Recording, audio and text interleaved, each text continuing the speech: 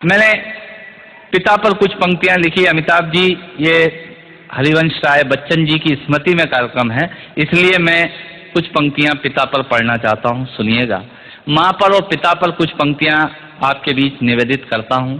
आप यहाँ जितने लोग बैठे हैं, मुझे नहीं मालूम कि किनकी माँ जीवित हैं और किन्होंने माँ को खो दिया, पर मेरा व्यक्तिगत मत यह है कि जिनकी माँ जीवित हैं, जिनके पिता जीवित हैं, वो दुनिया के सबसे संपन्न लोग हैं, वो दुनिया के सबसे अमीर लोग हैं, वो दुनिया के सबसे धनाढ्य लोग हैं।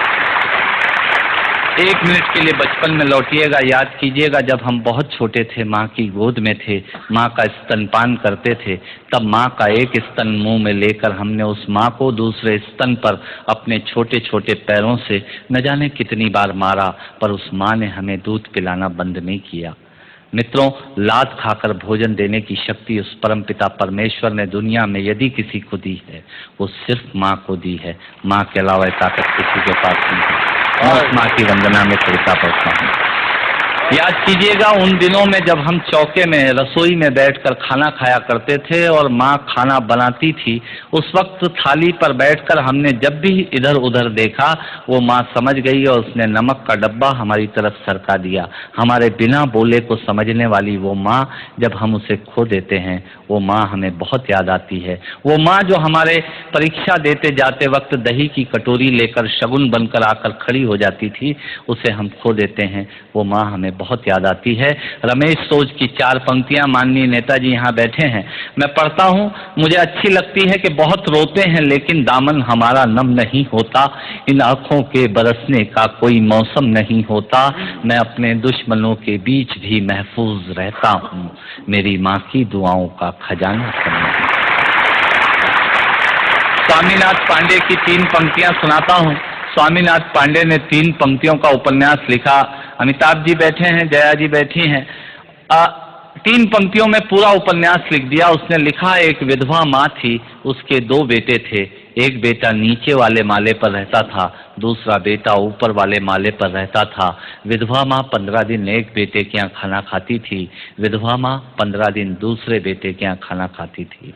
पर ये उस विधवा माँ का दुर्भाग्य था कि साल में जो महीने 31 दिनों के होते थे, उस एक दिन उस विधवा माँ को उपवास रखना पड़ता था। 9 महीने पेट में रखने वाली माँ जब एक जवान बेटे को एक दिन भारी लगने लगी, तब इस नालायक हास्य व्यंग के कवि ने कुछ पंक्तियां माँ के लिए लिखी। सुनिएगा, यात्रा कीजिएगा मेरे साथ। माँ संवेदना है, भावना है, एहसास है। माँ संवेदना है, भावना है, एहसास है। माँ जीवन के फूलों में खुशबू का वास है। माँ रोते हुए बच्चे का खुशनुमा पलना है। माँ मरुथल में नदी या मीठा सा झरना है। माँ मरुथल में नदी या मीठा सा झरना है। माँ लोरी है, गीत है, प्यारी सी थाप है। माँ पूजा की थाली है, मंत्रों का जाप है। माँ आँखों का सिसकता हुआ किनारा है। माँ गालों पर पप्पी है, ममता की धारा है। माँ झुलसते दिनों में कोयल की बोली है। माँ मेहंदी है, कुमकुम है, सिंदूर है, रोली है। माँ कलम है, दवात है, स्याही है। माँ परमात्मा की स्वयं एक गवाही है।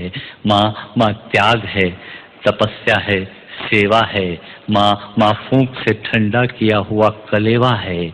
माँ अनुष्ठान है, साधना है, जीवन का हवन है। माँ जिंदगी के मोहल्ले में आत्मा का भवन है। माँ चूड़ी वाले हाथों के मजबूत कंधों का नाम है। माँ काशी है, काबा है और चारों धाम है। माँ चिंता है, याद है, हिचकी है। माँ बच्चे की चोट पर सिसकी है। माँ चूल्हा, धुआं, रोटी और हाथों का छाला है।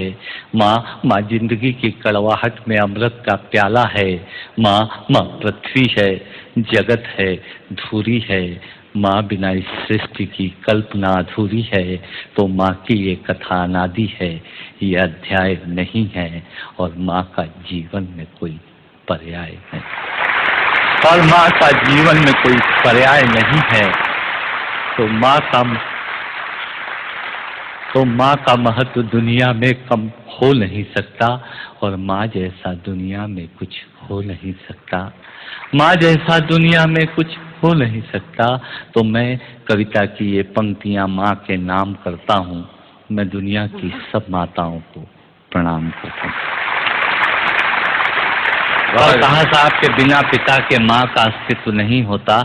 किसी ने शेर कहा कि पक्के फल पेड़ों से रिश्ता तोड़ जाते हैं और अपाहिज बाप हो जाए तो बेटे छोड़ जाते हैं।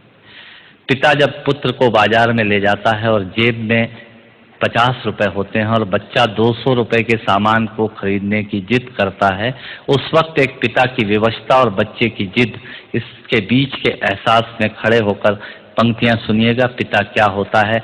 अमिताभ जी आपको समर्पित करता हूं। अमर सिंह जी बैठे हैं। पिता पिता जीवन है, संबल है, शक्ति है। पिता सृष्टि के निर्माण की अभिव्यक्ति है। पिता अंगुली पकड़े बच्चे का सहारा है। पिता कभी कुछ खट्टा कभी खारा है। पिता पिता पालन है, पोषण है, परिवार का अनुशासन है। पिता पिता धौंस से चलने वाला प्रेम का प्रशासन है। पिता पिता रोटी है, कपड़ा है, मकान है। पिता पिता छोटे से परिंदे का बड़ा आसमान है। पिता छोटे से परिंदे का बड़ा आसमान है। पिता पिता अप्रदर्शित अनंत प्यार है। पिता है तो बच्चों को इंतजार है। पिता से ही बच्चों के ढेर सारे सपने हैं। पिता है तो बाजार के सब खिलौने अपने हैं। पिता है तो बाजार के सब खिलौने अपने हैं। पिता से परिवार में प्रतिपल राग है। पिता से ही माँ की बिंदी और सुहाग है। पिता परमात्मा की जगत के प्रति आसक्ति है। पिता गृहस्थ आश्रम में उच्च स्थिति की भक्ति है। पिता अपनी इच्छाओं का हनन और परिवार की पूर्ति है। पिता पिता रक्त में दिए हुए संस्कारों की मूर्ति है। पिता पिता एक जीवन को जीवन का दान है। पिता पिता दुनिया दिखाने का एहसान है। पिता पिता सुरक्षा है अगर सिर पर हाथ है। पिता नहीं तो बचपन अनाथ है। पिता नहीं तो बचपन अनाथ है। पिता नहीं तो बचपन अनाथ है। तो पिता से बड़ा तुम अपना नाम करो। पिता का अपमान नहीं, उन पर अभिमान करो, क्योंकि माँ बाप की कमी को कोई पाट नहीं सकता और ईश्वर भी इनके आशीषों को काट नहीं सकता। और ईश्वर भी इनके आशीषों को काट नहीं सकता। विश्व में किसी भी देवता का स्थान दूजा है। माँ बाप की सेवा ही सबसे बड़ी पूजा है। विश्व में किसी भी तीर्थ की यात्राएं व्यर्थ हैं यदि बेटे के होते माँ बाप असमर्थ हैं। यदि बेटे के होते माँ बाप असमर्थ हैं। वो खुश नसीब हैं माँ बाप जिनके साथ होते हैं, क्योंकि माँ बाप के आशीषों के हाथ हजारों हाथ होते हैं।